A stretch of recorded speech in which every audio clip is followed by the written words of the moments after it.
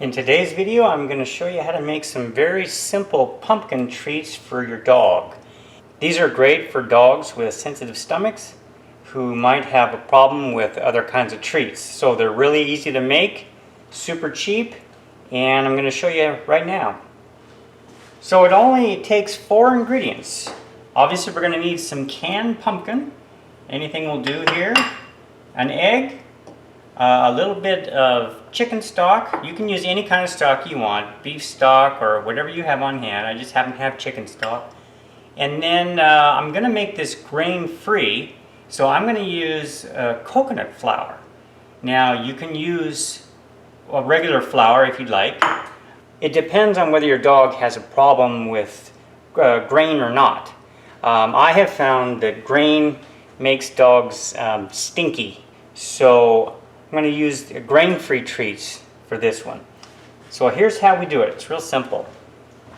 Alright, so get a bowl. I'm going to put my flour in and my pumpkin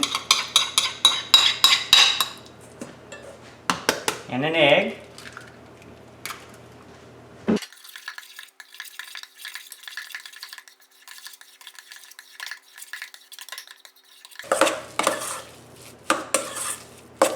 Okay, that's nice and thoroughly combined. I'm just going to add a little bit of chicken stock.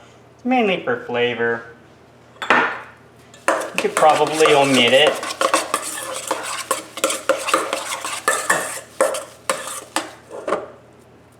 Okay. So we're ready to form those into our dog treats. I'm going to take part of it and just press this out with my hands. Now you can use any kind of cookie cutter you want. You can make them round. I just happen to have these cute little dog biscuit cookie cutters, and I also have a bow tie, which is the one I made the original post out of. I think I'll make them about this big and see how that goes.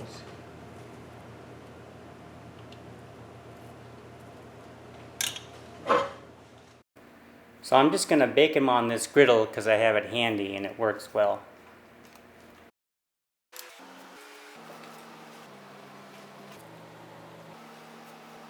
Okay. So I'm going to go ahead and bake these, and I'm just going to put them in the oven for 350 until they're done. Alright, there we go. Back in a few. I always feel it's important to do a little quality control. Sit! Alright, let's see if you like them. Okay, well, not even cooked. And so far, we have a winner. Okay. Then they must be good.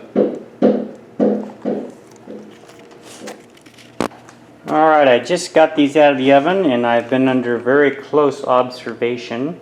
Somebody would like one.